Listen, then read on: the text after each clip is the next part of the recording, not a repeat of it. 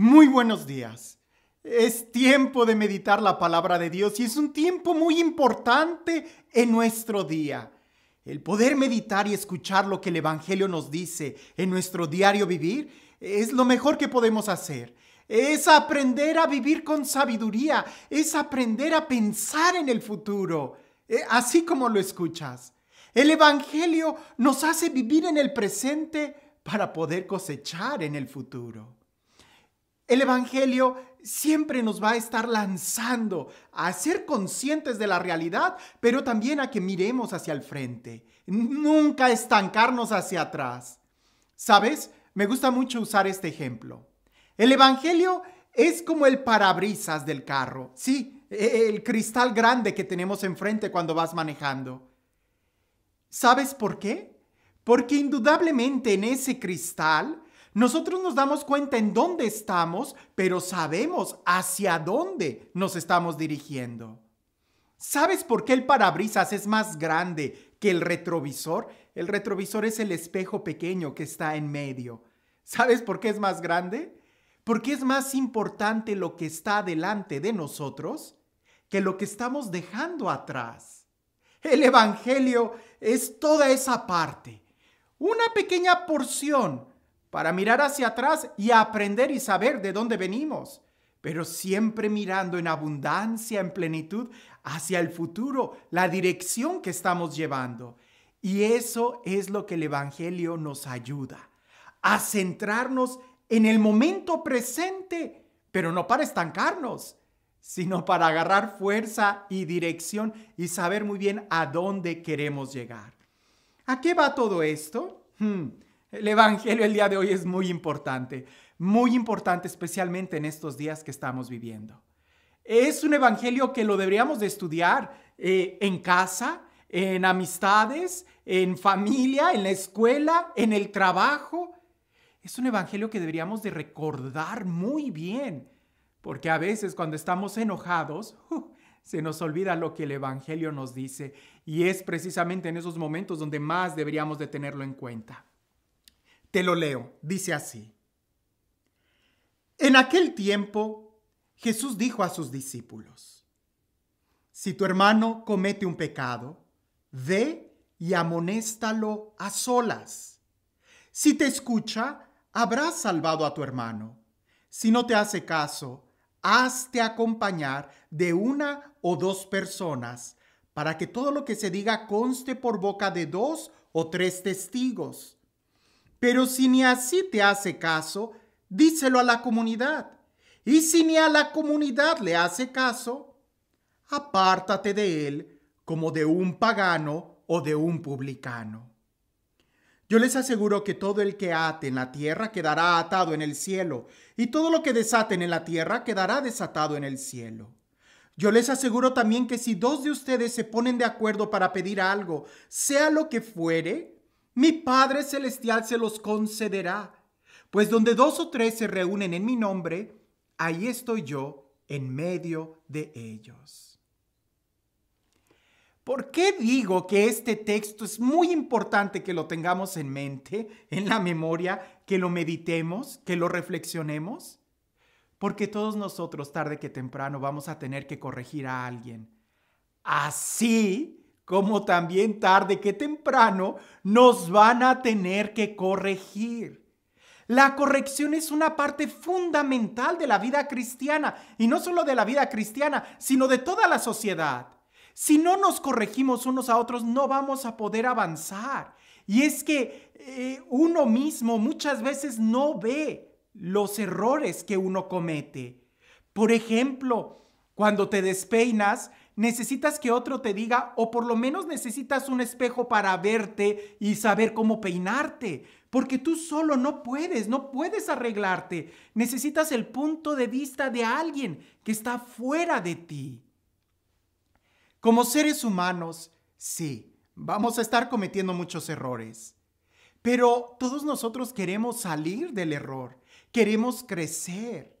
Ahora, el problema de la corrección fraterna es que muchas veces no sabemos cómo hacerla. A mí como me gustaba, por ejemplo, cuando el padre Pablo me corregía, porque siempre era una enseñanza profunda. Y él, lo digo, con mucha humildad se acercaba y me hacía preguntas y poco a poco él tenía mucha paciencia. Claro, había ocasiones que me soltaba el sablazo así, esto está mal, pero la mayoría de las veces lograba convencerme o hacerme ver el error antes de decirme qué tan malo había sido lo que había hecho. Y es precisamente eso lo que nosotros debemos de aprender. El día de hoy vivimos en una sociedad y en una cultura donde parece que es un conflicto de a ver quién tiene la razón. Y muchas veces usamos los medios de comunicación para estar señalando el error de los demás y hacerlo de manera pública. Hay ocasiones que ni siquiera la persona conoce de primera mano o ha tenido una experiencia de quien está hablando y así hablan, ¿verdad? Tratan de corregirlo y muchas veces no, pienso yo, no para ayudar a la persona, sino como para darse publicidad a ellos mismos y decir, mira, yo sí sé, mira, él está mal, yo puedo corregir al otro porque yo sí sé. Y esa no es la actitud. Por eso Jesús nos da como 3 momentos para poder corregir a alguien. Pero lo primero que nosotros debemos de tener en cuenta es, a ejemplo de Jesús, y que esto está en todo el Evangelio, es cuál es la intención que tenemos al corregir a alguien. El mostrar que yo tengo la razón, eso no es cristiano. El demostrar que yo estuve bien, que yo estoy correcto, que yo sí sé y que el otro no, eso no es ser cristiano. El mostrar que la otra persona vive muy mal, está equivocada, es un error, es un ateo, es un pagano, es un apóstata, es alguien que niega de la fe, eso tampoco es cristiano. Lo que nos debe de mover a nosotros a corregir a alguien es la salvación, es buscar el bienestar de la persona. Y para buscar el bienestar de la persona, lo primero que debemos nosotros de hacer es tratar de ponernos en los zapatos del otro. Mira que Jesús, Dios mismo, al venir a corregirnos, lo primero que hizo fue ponerse en nuestros zapatos, hacerse humano y sufrir por nosotros. El buen pastor, cuando va por la oveja perdida, lo primero que hace es andar el camino que la oveja tomó, la oveja errante, llegar hasta donde está. Si la oveja entró por maleza, el buen pastor va a entrar por maleza. En cambio, cuando agarramos una actitud muy catedráticos de señalar el error acá desde muy lejos, pues aquel fulano de tal está equivocado porque dijo esto y esto está mal. Eso no es ponerte en el lugar del hermano. Eso no es buscar la salvación, la corrección del hermano. Eso es exhibirlo. A los padres de familia, cuando se me acercan y me preguntan cómo educar a sus hijos, que si deben de castigarlos o no, yo siempre les digo, o sea, ¿el castigo va en la dirección de qué? ¿De dañar a la persona o de ayudarle a ver más allá del error? Porque si el castigo está para hacer sentir mal a la persona, jamás va a aprender la lección, se va a llenar de coraje. Y muchas veces en los grandes conflictos que ha habido con muchas iglesias, es precisamente eso, que se trata de pelear para ver quién tiene la razón, en lugar de en realidad amar al hermano, llevar, acompañar al hermano. Eso no significa que te calles, eso no significa que seas débil, no, significa vivir el evangelio. Por eso Jesús nos da estos pasos. Y mira que la corrección de la que se está hablando aquí está claro que va en contra de la vida y del evangelio. Primero a solas con el hermano. Si no te escucha y sigue en el error, lleva a otras personas para que el testimonio ayude al hermano. Cosa muy diferente. A veces nosotros pensamos para que testifique que yo le dije. No. Para que juntos podamos hacerle ver al hermano, a lo mejor yo no tengo la fluidez de palabras, bueno, pues traeré a otros 2 hermanos que me ayuden a decirle, que me ayuden a explicarle. Y si tampoco, pues entonces a la comunidad, porque lo que buscamos es que el hermano pueda ver el otro punto de vista, pueda ver en qué está el error. Pero jamás es para exhibirlo, jamás es para humillarlo, hacerlo sentir mal, mucho menos para mostrar que yo sí sé y el otro no. Esa actitud no es del Evangelio. Por eso a los papás de familia, cuando me preguntan sobre corregir a los hijos, yo les digo, ¿cuál es tu primer motivación? Te quebró una vajilla. ¿Le vas a dar un castigo para qué? ¿Para que no te la vuelva a quebrar? Eso no tiene sentido. Más bien sería enseñarle y mostrarle el que sea responsable, el que tenga cuidado, el ayudarle a ver. A veces nos enojamos más porque quebró un vaso que porque dijo una mentira. ¿Y qué es más grave? ¿Qué es en donde nosotros deberíamos de ponerle más empeño? En la corrección. Es algo que muchas veces hoy en los sistemas penitenciarios que tenemos se duda si en realidad estén ayudando a la persona ahí. La idea era como meterlos en una especie de retiro, de reflexión, de concientización del que lo que hicieron estuvo mal, pero muchas veces parece que al salir de la prisión salen peor. A veces así sucede. Cuando nosotros queremos corregir a alguien, si no sabemos cómo hacerlo, los frutos van a ser peores. Por eso siempre se debe de hacer con amor. Y cuando Jesús dice, cuando dos o más se reúnen en mi nombre y le piden algo al Padre en el contexto de la corrección fraterna, es orar. Es orar, vamos a ponernos de acuerdo, vamos a orar, a buscar la voluntad de Dios, que Dios venga entre nosotros. En el matrimonio, cuando pelea el esposo y la mujer, ¿de qué se trata? ¿De ver quién tiene la razón? ¿De ver quién estuvo mal? Eso no es ser cristiano. Más bien sería ver cómo juntos seguir avanzando, cómo juntos seguir caminando. Por eso en la corrección lo más importante es el hermano. No yo que corrige, ni siquiera la forma en cómo voy a corregir, ni siquiera el castigo, no. Todo va a estar en torno a ayudar al hermano.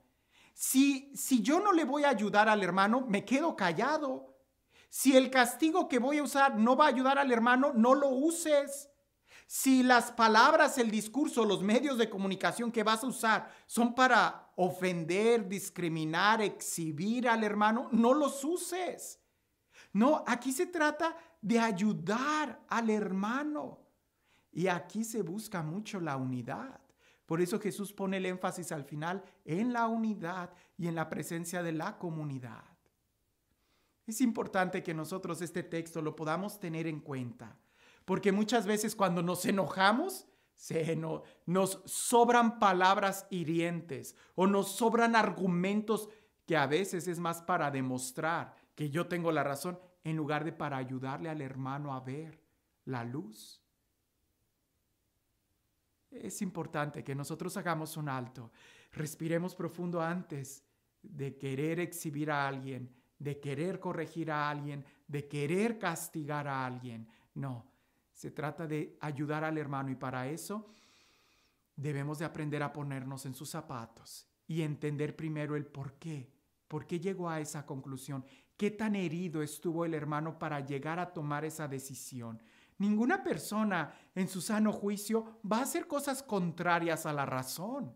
Si está cegado en ese momento es porque ha de tener una herida muy fuerte y ningún doctor va a recetar un medicamento sin antes examinar a la persona.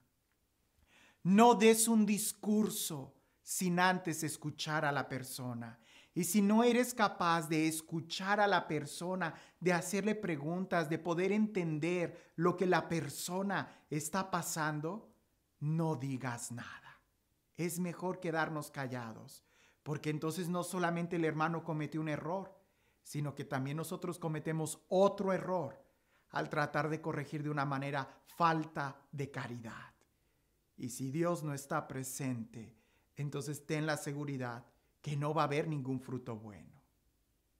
Es grande la tarea, pero es importante que nosotros podamos meditar muy bien en que lo más importante es que juntos podamos llegar al reino de los cielos.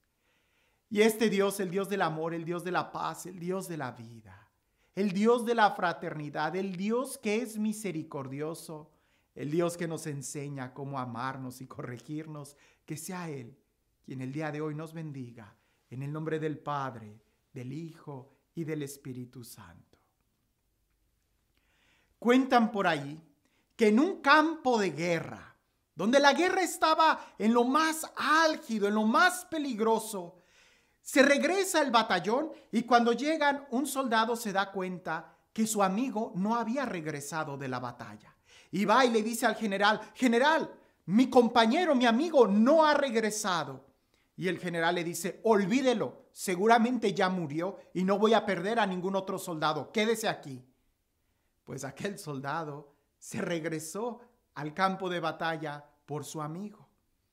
Pocas horas después regresa cargando el cadáver de su amigo y él había sido mortalmente herido. Cuando llega ahí, a donde estaban todos los demás soldados, el general lo ve, se molesta mucho y le dice: ahora he perdido 2 soldados. Le dije que no valía la pena ir al campo de batalla. Y aquel soldado, herido de muerte, sangrando, le dice: no, mi general, sí valió la pena, porque cuando lo vi, él todavía estaba con vida y me dijo: Kevin, yo sabía que ibas a regresar por mí. Así es como debemos de corregir. Dejar que también las balas, dejar que también las situaciones nos lastimen, nos hieran, para saber llegar al punto en donde podamos entender el sufrimiento del hermano y saber que vale la pena sufrir con él si puedo salvarlo. Pero si no eres capaz de entrar al campo de batalla, no vas a ser capaz ni de salvarlo y mucho menos de corregirlo. Solamente cuando seamos capaces de caminar el camino de la oveja descarriada y sufrir y pasar por lo mismo que la oveja pasó, es que hasta entonces podremos llamarnos buenos pastores, como el único que fue capaz de ir a la cruz por ti y por mí. Sigamos su ejemplo, que desde la barra nadie va a ver el toro como el que está ahí. Aprendamos lo que significa amor y misericordia. Que tengas un excelente día.